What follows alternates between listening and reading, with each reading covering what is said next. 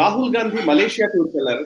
Malaysia tour అనగానే అదేదో official tour అనుకున్నారు. ఇది అఫీషియల్ టూర్ కాదు. ఆయన అన్అఫీషియల్ గా చాలా సార్లు చాలా ప్లేస్కి వెళ్తాడు కాబట్టి, సో ఇప్పుడు మలేషియా టూర్ ని కూడా మనం తనకు అఫీషియల్ టూర్, బట్ సిఆర్పిఎఫ్ వాళ్ళకి అన్అఫీషియల్ టూర్ నిజానికి. సో ప్రోటోకాల్ ని వైలేట్ చేస్తూ ఆయన రాహుల్ గాంధీ వెళ్ళిన సందర్భాల గురించి అనేక సార్లు సిఆర్పిఎఫ్ చెప్పకుండా, లేకపోతే కరెక్ట్ గా ప్రోటోకాల్స్ పాటించకుండా చేసిన సందర్భాల గురించి సిఆర్పిఎఫ్ వాళ్ళు చెప్పారు. ఈవెన్ హోమ్ మినిస్టర్ అమిత్ షానే ఒకసారి పార్లమెంట్ లో మాట్లాడిన పరిస్థితి, ఎన్నిసార్లు వైలేషన్స్ జరిగాయి. నిజానికి Z+ సెక్యూరిటీ ఉన్నటువంటి ఒక ప్రతిపక్ష నాయకుడు చాలా సింపుల్ గా ఉంటాడు, సాధారణంగా వ్యవహరిస్తాడు అని అనుకుంటారేమో, కానీ బాధ్యతారహితంగా వ్యవహరిస్తారు అనేది నిజానికి సిఆర్పిఎఫ్ నుంచి వస్తున్నటువంటి మాట. సో సరే, what ever it may be. So ప్రస్తుతం అయితే ఆయన మలేషియా టూర్కి వెళ్ళారు. ఇంతకుముందు అసలు ఆ టూర్ ఎక్కడికి వెళ్ళారనేది కూడా తెలిసేది కాదు. సీరియస్లీ సురేష్ గారు, నిజం వెనకాల ఇంతకుముందు అసలు ఎక్కడికి వెళ్ళారు గాయబ్ అయిపోయేది. ఒక వారం రోజులు 10 రోజులు హాలిడేకి వెళ్ళినట్టుగా వెళ్ళిపోయేది, మళ్ళీ తర్వాత వచ్చేది. పార్ట్ టైం పొలిటీషియన్ అనే అప్పట్లోనే అందుకే చాలా సార్లు అన్నారు చాలా మంది. సో ఇప్పుడు ప్రతిపక్ష నాయకుడి హోదాలో కూడా ఆయన వేరే దేశానికి వెళ్ళిపోవడము, అక్కడ ఎవరిని కలుస్తున్నారు, ఏం జరుగుతోంది, అధికారికంగా ఎవరెవరిని మీట్ అవుతారు, ఇవేమి సంబంధం లేదు. సో ఇక్కడే అన్ని సమస్యలు వచ్చేది, అన్ని అనుమానాలు వచ్చేది.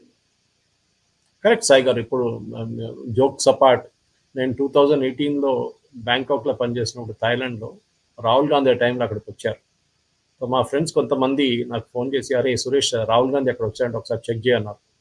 నేను చెప్పాను, ఆయన ఎక్కడ వస్తాడు ఎక్కడ పోతాడు మనకే తెలియదు, ఎందుకంటే Thailand is huge country and ఆయన వస్తుంటాడు పోతుంటాడు. సో ప్రాబ్లమ్ ఇస్ సాయి గారు, అప్పుడు రాహుల్ గాంధీకి ఎస్పీజీ సెక్యూరిటీ ఉంది. ఎస్పీజీ యాక్ట్ ప్రకారం యూ కెనాట్ లీవ్. ఎస్పీజీ వాళ్ళు మిమ్మల్ని ఒక్క నిమిషం కూడా, ఒక 30 seconds కూడా మీరు వాళ్ళ ప్రొటెక్షన్ నుంచి బయటికి రాలేరు. రాత్రి నిద్రపోతున్నప్పుడు కూడా మీ బెడ్రూమ్ బయట కూర్చుంటారు వాళ్ళు.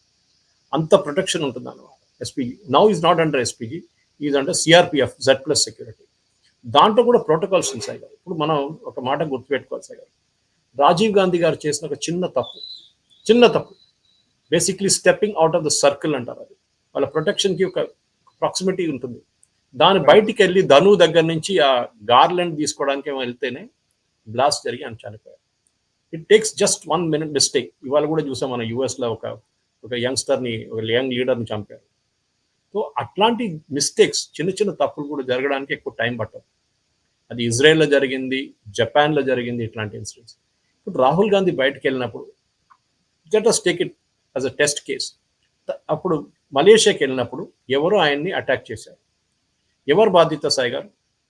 The responsibility is with CRPF, because CRPF provides వాళ్ళ అప్రాక్సిమేట్ సెక్యూరిటీ వాళ్ళు చూసుకుంటున్నారు. సోనియా గాంధీ అండ్ ఫ్యామిలీ వాళ్ళందరినీ Z+ వాళ్ళు చూసుకుంటున్నారు. ఎవరి మీద వస్తుంది తప్పంతా? మోదీ గారు చేశారు. మోదీ గారు సెక్యూరిటీని పంపించలేదు.